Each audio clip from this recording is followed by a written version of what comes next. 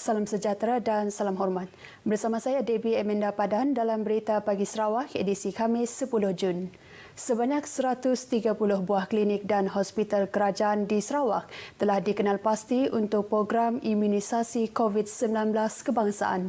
Timbalan Ketua Menteri Merangkap Pengerusi Jawatan Kuasa Pengurusan Bencana Negeri Dato' Amar Douglas Ugambas berkata, jumlah tersebut diyakini dapat mencapai sasaran vaksinasi sehingga 24,300 orang sehari. Manakala 102 lokasi lain untuk vaksinasi telah dikenal pasti, termasuk stadium, balai raya, pejabat dan rumah panjang untuk kapasiti vaksinasi 42,500 sehari. Pada masa sama, 42 klinik swasta dengan 40 daripadanya telah mula memberikan vaksinasi selain akan beroperasi 3 hari seminggu. Operasi vaksinasi juga dijangka dilanjutkan kepada 5 hari seminggu. Sementara itu, bagi hospital swasta, ia melibatkan 6 buah lagi untuk menambah 5 hospital sedia ada dengan kapasiti gabungan sehingga 7,000 vaksinasi sehari. Buat masa ini, katanya terdapat 2 pusat vaksinasi untuk vaksin AstraZeneca di Pusat Konvensyen Borneo Kuching dan Institut Kemahiran Belia Negara di Miri. Pada masa sama, Dato' Amar Douglas menjelaskan pasukan bergerak outreach juga akan ditempatkan di pedalaman dengan kapasiti vaksinasi 250 individu sehari. Beliau menyatakan demikian dalam kenyataan medianya selepas menerima ketibaan 380,000 dos vaksin Sinovac di lapangan terbang antarabangsa Kuching semalam. Setakat 27 Mei, seramai 1,255,948 orang iaitu 61.5% daripada populasi negeri ini yang berumur 18 tahun ke atas telah berdaftar. Tiada kaedah secara walk-in atau jumpa terus dibenarkan kepada orang awam di pusat pemberian vaksin PPV jenis AstraZeneca COVID-19. Ketua Komander Pusat Senti COVID-19 Dr. Cheong Yau Liang memaklumkan hanya individu yang mempunyai janji temu melalui aplikasi MySejahtera akan dilayan. Dr. Cheong menerusi satu kenyataan memberitahu kaedah jumpa terus adalah tidak dibenarkan di PPV AstraZeneca COVID-19 Pusat Konvensyen Borneo Kuching dan Institut Kemahiran Belia Negara Miri. Beliau menyeru orang ramai supaya tidak hadir ke PPV tersebut tanpa urusan atau janji temu yang ditetapkan. Sebaliknya, mereka hanya perlu menunggu giliran masing-masing mengikut jadual seperti yang dimaklumkan di notifikasi MySejahtera. Dalam kenyataan tersebut juga, beliau meminta orang ramai agar tidak terpengaruh dengan mesej tular melalui aplikasi WhatsApp yang meminta maklumat peribadi bagi tujuan pendaftaran vaksinasi. Jelasnya ini kerana PPV tidak pernah menggunakan platform WhatsApp untuk meminta maklumat peribadi vaksin bagi pendaftaran. Seramai 43 kaki tangan RTM Limbang telah mendapatkan suntikan vaksin COVID-19 dalam tempoh 2 hari pemvaksinan. Menurut pengurus stesen RTM Limbang, Meryl Chungat, selebihnya akan menerima suntikan vaksin pada fasa seterusnya. Kaki tangan RTM Limbang telah pun mendapat vaksinasi untuk dos pertama dan selebihnya akan menunggu giliran lagi lah. Dan kepada yang ingin mendapatkan vaksinasi, tidak perlu risau, tidak perlu takut. Setakat ini semuanya berjalan lancar. Alhamdulillah, akhirnya kami pengamal media di Limbang, khasnya daripada RTM Limbang, mengucapkan terima kasih atas penyediaan vaksin kepada kami ini, dan kepada anda semua yang masih takut ataupun belum menerima vaksin, daftarlah diri untuk menerima vaksin, kerana vaksin ini adalah untuk menjaga kesejahteraan kita bersama. Rasa bersyukurlah sebab terpilih menjadi batch pertama bersama daripada RTM Limbang. Vaksin itu tidak menyakitkan dan saya sarankan anda mengambil vaksin. Vaksinasi berkenaan telah diadakan di Dewan Suara Limbang. Seramai 17,443 individu berumur 18 tahun ke atas di daerah Lunduk telah berdaftar untuk mendapatkan vaksin.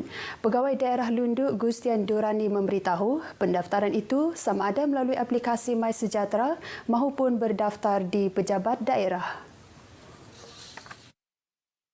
Gustian Durani memberitahu untuk mencapai sasaran imunisasi kelompok, sekurang-kurangnya 70% penduduk berdaftar untuk vaksinasi. Pihaknya dan Kementerian Kesihatan akan menggunakan kaedah program outreach bagi menjejaki penduduk yang masih belum berdaftar. Kita di peringkat daerah bersama dengan KKM telah pun mencadangkan proses pemberian vaksin ini akan diadakan secara outreach program.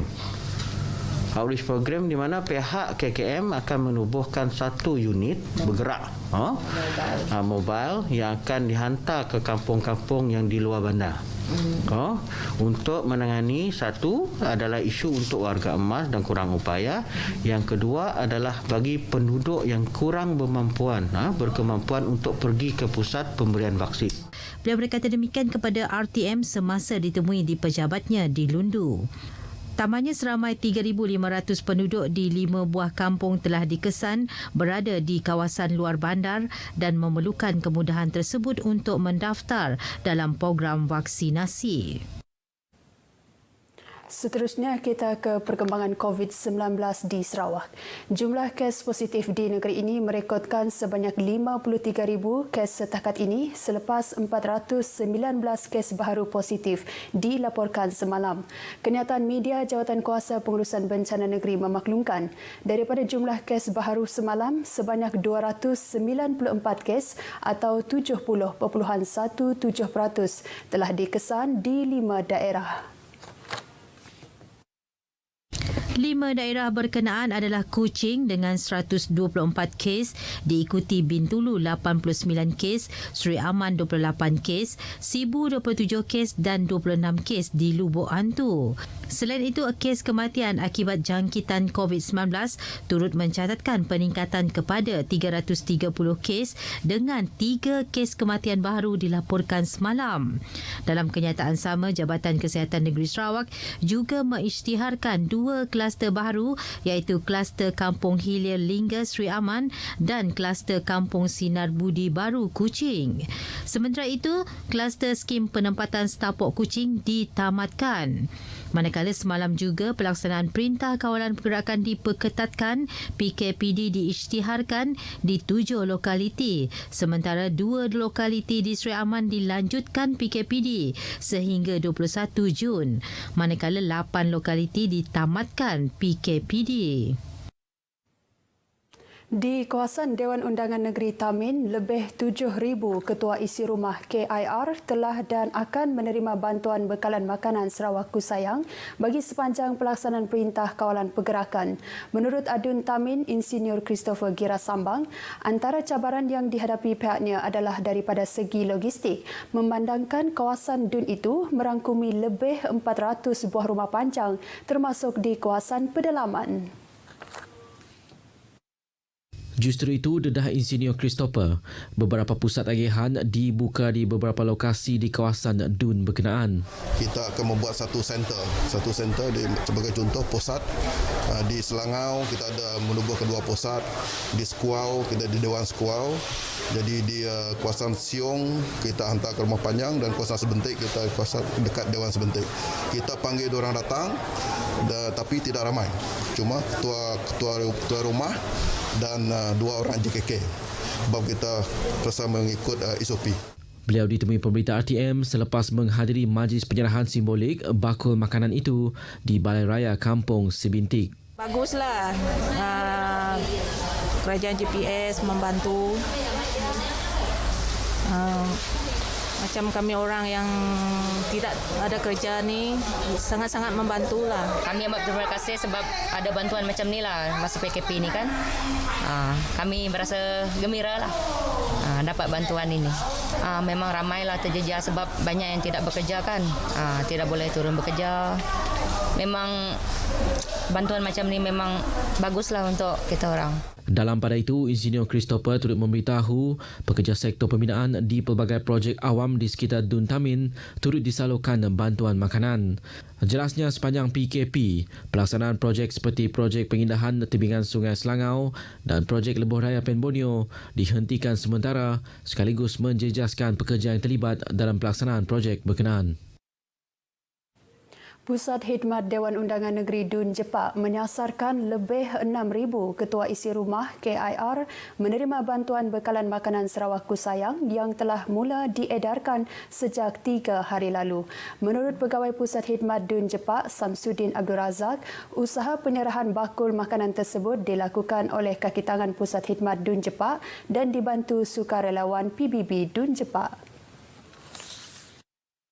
Setakat semalam, penghantaran telah diagihkan ke kawasan kampung di Bandar Bintulu, RPR Sibiu, Kampung Jepak, Kampung Kuala Segan dan Rumah Panjang di Jalan Samarakan. Di mana kita dikendaki untuk menyelesaikan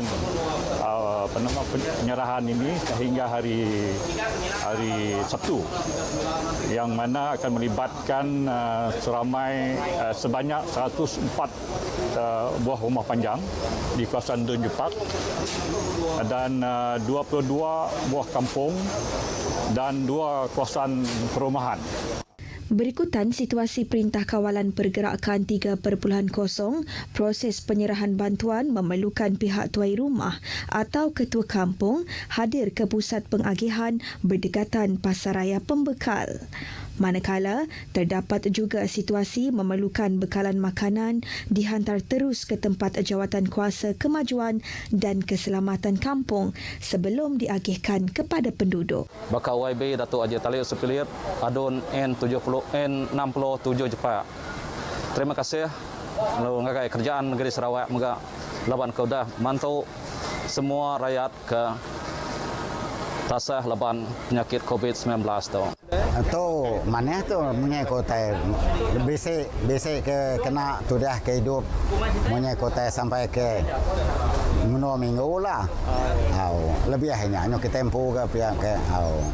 Justeru hasrat kerajaan melalui bakul makanan BBMSS diharapkan dapat membantu golongan terjejas berikutan PKP 3.0 sehingga 14 Jun ini. Baik, sekian berita pagi Sarawak. Saya Debbie Eminda Padan. Lindung diri, lindung semua. Sehingga berjumpa lagi. Salam hormat.